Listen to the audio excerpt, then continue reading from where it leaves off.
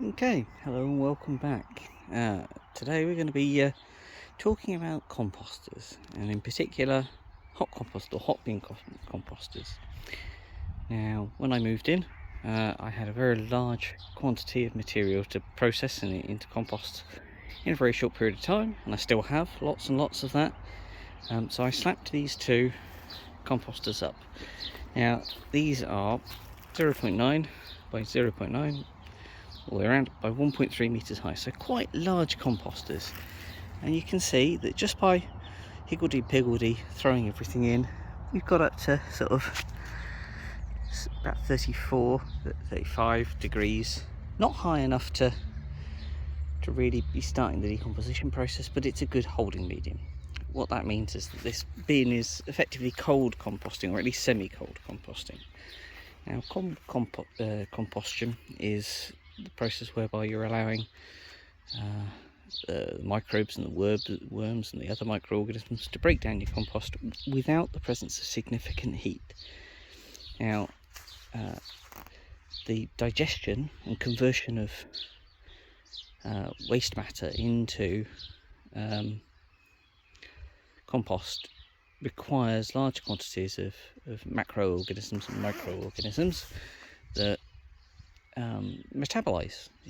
They do all the things that we do inside, which is why we generate heat ourselves. As we're thermoregulatory. These macroorganisms generally aren't, but we create heat as we convert, and we can take advantage of that heat to speed up the decomposition process, provided we have an insulated container. And that's where hotbox composters come in. And hotbox composters are very, very efficient ways of converting waste to compost. Most domestic settings, if you were to have one hot bin composter that kind of size, you would never fill it. I'm fortunate or unfortunate, depending on your perspective, to have a very large garden and produce large quantities of organic waste that will allow me to run two. So these are temporary structures. They're made out of basically old drawers from an engineer's drawer that was left in the in the workshop when I moved in. They are intended to be temporary. However, they are going to be attached to non-temporary structures, because I'm going to build today a hotbox composter. Okay. To do that, I'm effectively going to back onto this one and build out a third. There will eventually be a fourth, but for now a third one of these that will be insulated, and it will be designed in such a way as to be much more permanent and to be able to compost the waste that we produce in a faster manner, in a hot way. Relatively straightforward, but the important thing is keeping it, apart from an air vents top and bottom to draw air through, you want to keep it fairly sealed, and you want it as insulated as possible. Now, you don't have to build it out of old engineer's drawers. Very few people have access to that. You can build it out of almost anything you like. Most common would be pallets. You could get 1/4 inch plywood, something like that, and do it as well. But the key is that you're going to be adhering an insulating layer to the inside of all of this. Now, I've chosen to use expanded polystyrene. Okay, there's two real ways that you can do it: expanded polystyrene and expanded polyurethane. Expanded polyurethane is much better for heat retention, but it's also 6 or 7 times as expensive. Sometimes called Celotex or Kingspan. It's what you use commercially in roof spaces. Okay. Just to point out that when I build this onto here, although it will be made in a more permanent fashion, the structure itself will move back to where these are. So where these, either I'm gonna move these into the hot composter to start with, and then when I have some time and the energy, I'll create a second hot composter and we'll move that in. Once that's composted down, we'll move those hot composters back, so that effectively the end process will be 2 hot composters of an identical shape and size to those, set where they are, and the 2 temporary ones that are cold composters won't be there anymore. fairly straightforward approach. So essentially we're going to build a framework, and then we're going to use expanding foam to adhere the polystyrene to the inside.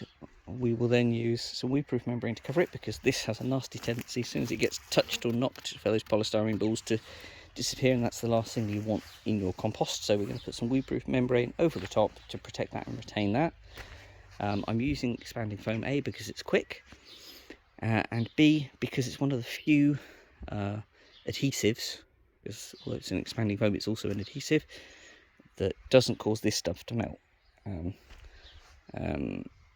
For some reason, the 25mm, I'm probably going to try and do 50mm of depth, but the 25mm panels were a fraction of the cost of the 50mm and were actually available, whereas the 50mm was not. Don't know whether it's a manufacturing issue or a production issue, but either way, two layers of that is what I'm going to go for.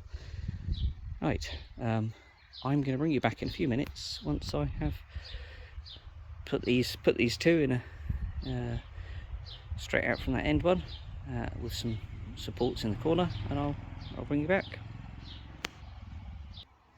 Okay, and there we go. You'll see it's slightly higgledy-piggledy. That is caused by the fact that the back plate it's on is also higgledy-piggledy, because these are temporary locations. When the back two are done, this will be sited levelly. I'll dig it out to make sure it's level. Big gap at the bottom for the same reason. If you were doing this and you didn't have to kind of make it attached to a temporary structure that's already on a higgledy-piggledy spot, I would strongly suggest you level that, make it all nice and tight and firm. It's not really going to affect anything, because I am going to put it up level. If there's a big gap around the bottom, all I'll do is I'll snap some temporary boarding around the outside, just to, so for the first run while waiting on the cold composting,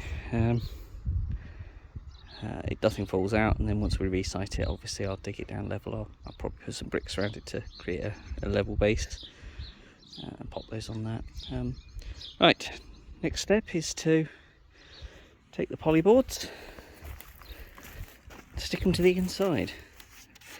Again, that'll be just apply a little thin layer of adhesive and attach it to the wall. I'll bring you back after I've done the first run to show you kind of what I'm doing. Okay, and here we are, first layer done.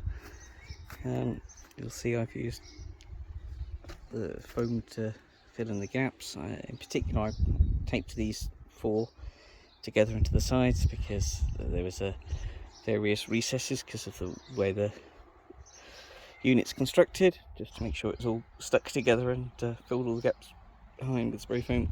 I'm going to go and have some food, give this half an hour or so to set, and then I'll come up and do the second layer. Okay, there we go, second layer in. See up there, it's a good depth of insulation all the way around. You'll note there's no insulation on the bottom. All of the pre-manufactured ones will have an insulated bottom, somewhere for the juices to run out, to maximise the heat retention. I'm not unduly worried by that, basically because once this is fully sited, it's going to be on bricks, and it will work fine as a, the aim is to get the temperature up, but the difference is going to be minuscule. Right, now I'm going to do doors. So timber over there, that's going to be hinged top and bottom, so gate style. And then once I've put those on, I'll bring you back, and we'll look at how we insulate the door. But essentially, it's just sticking this stuff to it in a way that fits in between while this sets and goes off. And then we're going to do a top, which is exactly the same. A piece of timber of some description. I haven't decided what I'm going to find it with yet. I didn't even think about buying another one for that. But yeah, we'll bring you back when that bit's done. Okay, there's the stable doors with okay, there we go. I say it did fit a moment ago, clearly only in a very specific direction. So yeah, just a couple of twist ties to keep them shut.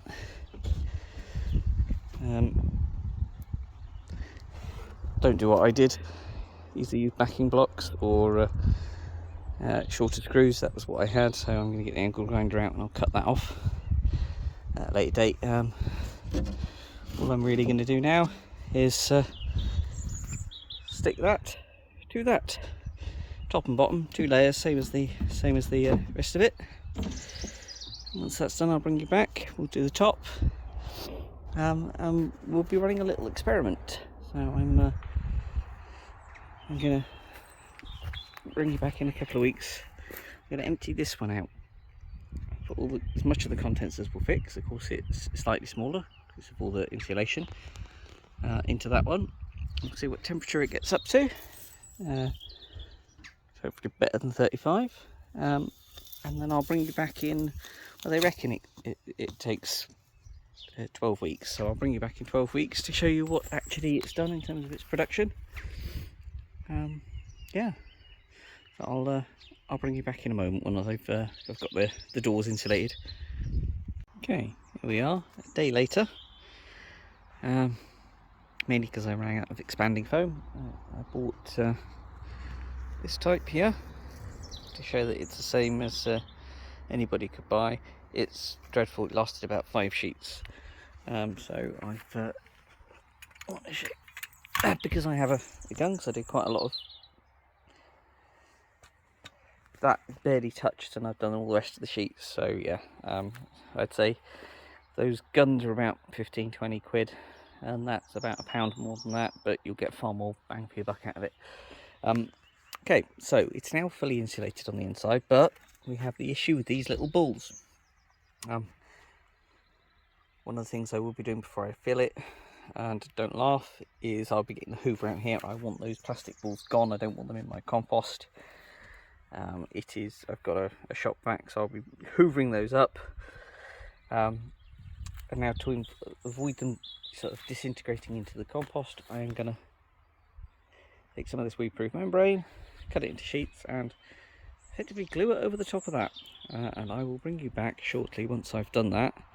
Obviously for the door, but incidentally, this swinging door, this, a stable type door, you don't have to do it like that. You can do it as a single door. You can do it as a single piece of wood screwed in, just to be able to screw it off. It doesn't make any difference how you manufacture it. I've done this because I intend to use it quite frequently, and for me it makes sense to be able to access it quickly and easily. Once that's done, we'll start with the top. The top will be, I've got some half-inch ply that used to be an old pallet. For some reason they supply stuff on this anymore, and I'll do one layer that is dead flat, so it goes all the way across the surface of the pallet to sort of go onto these brackets around the outside, and then the second set will be cut slightly more, so that it will literally slide in to here, making a nice airtight seal. Now normally I would suggest putting some air vents in at least one side or the front.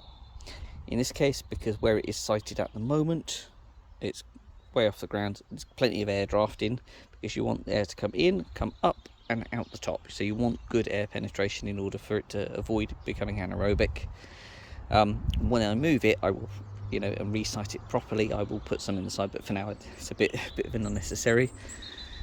When I create the top, I will create a small air vent, and I'll show you how I intend to do that when it comes to it. So I'll just cut this weed-proof membrane, get that attached, and I'll bring you back when I've done that. Okay, so that's all coated and taped. Make sure we don't get any of those horrible balls everywhere. Right, just going to knock together the ceiling quickly, the top, and I'll show you what that looks like.